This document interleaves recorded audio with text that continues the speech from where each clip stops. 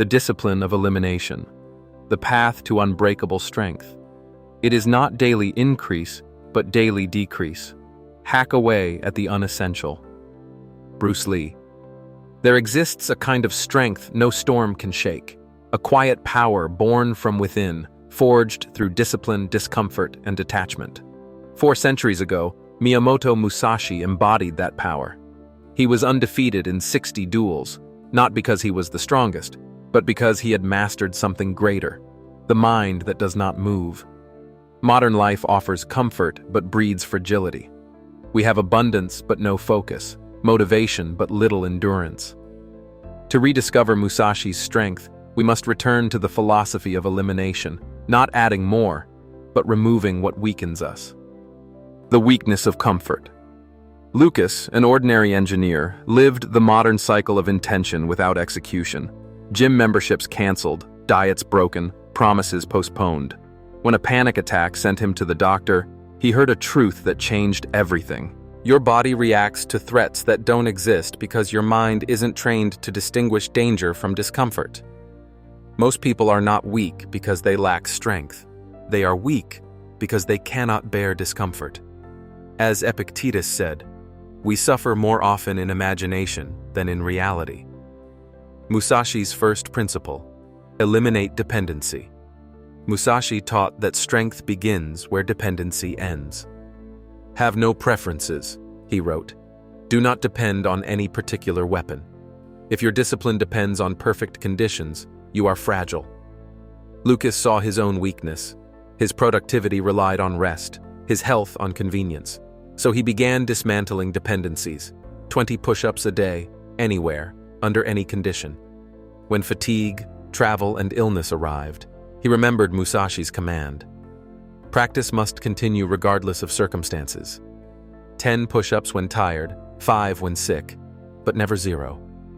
What he gained wasn't muscle, but mastery of himself. Nietzsche once wrote, "He who cannot obey himself will be commanded."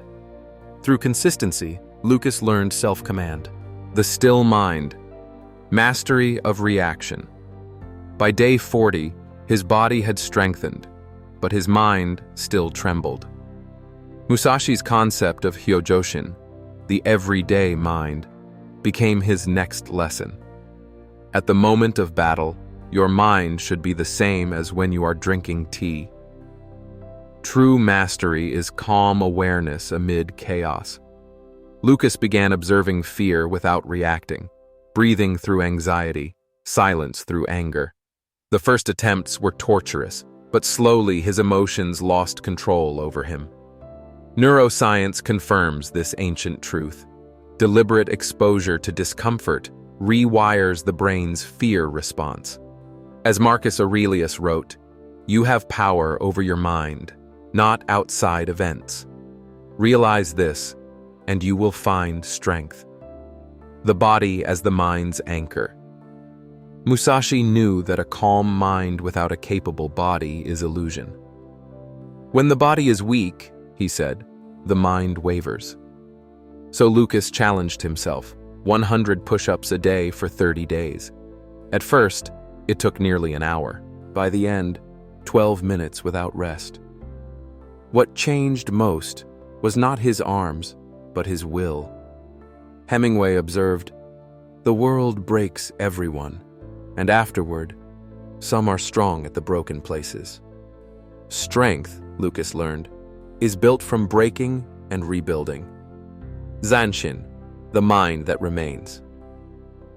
Musashi warned that most warriors lose not in battle, but in victory. They relax too soon. He called this Zanshin, the remaining mind. After workouts, Lucas stood still for 30 seconds, breathing, reflecting. After meetings, he paused before reacting. These small moments deepened his awareness. Zanshin is not doing more. It is staying awake when others fall asleep.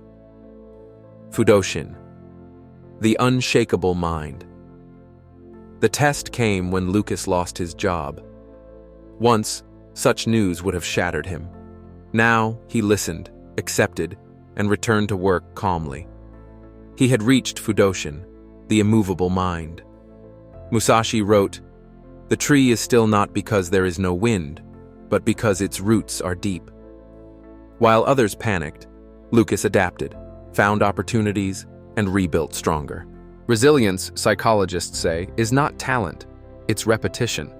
Warriors are not born, they are trained by discomfort. Hiho, the strategy of void. Musashi's final principle was Hiho, the strategy of emptiness. In combat, he said, do not intend to win, intend not to lose. To fight to win is to chase desire. To fight not to lose is to stay whole, patient, precise. Lucas stopped trying to impress and simply avoided error, showing up on time, keeping promises, staying consistent. Within months, he advanced faster than those chasing recognition.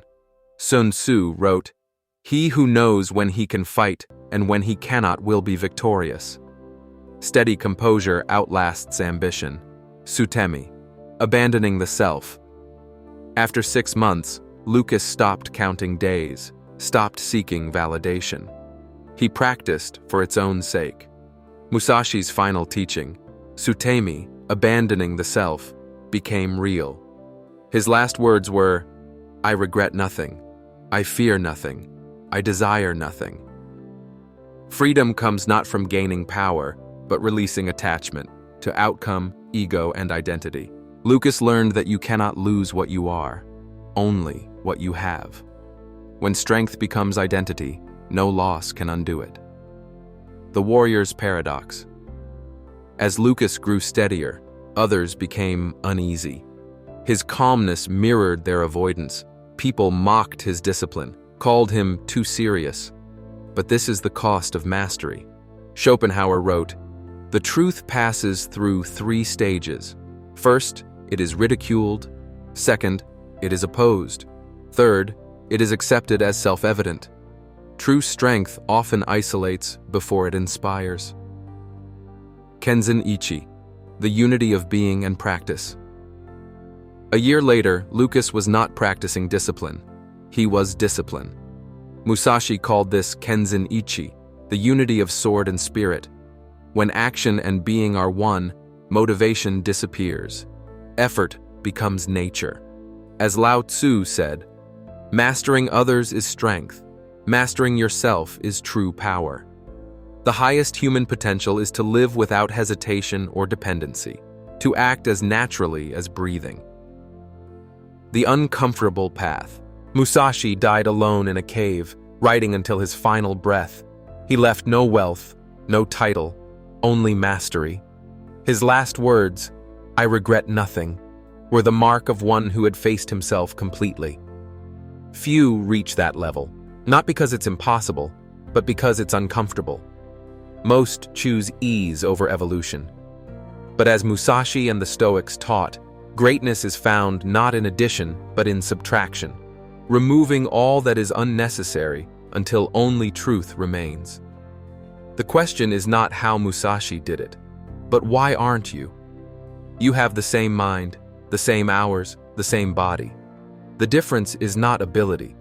It is willingness. The willingness to eliminate weakness, to endure discomfort, and to evolve. We are what we repeatedly do. Excellence, then, is not an act, but a habit. Aristotle. Thank you for watching my video. Please like, share, and subscribe. Thank you.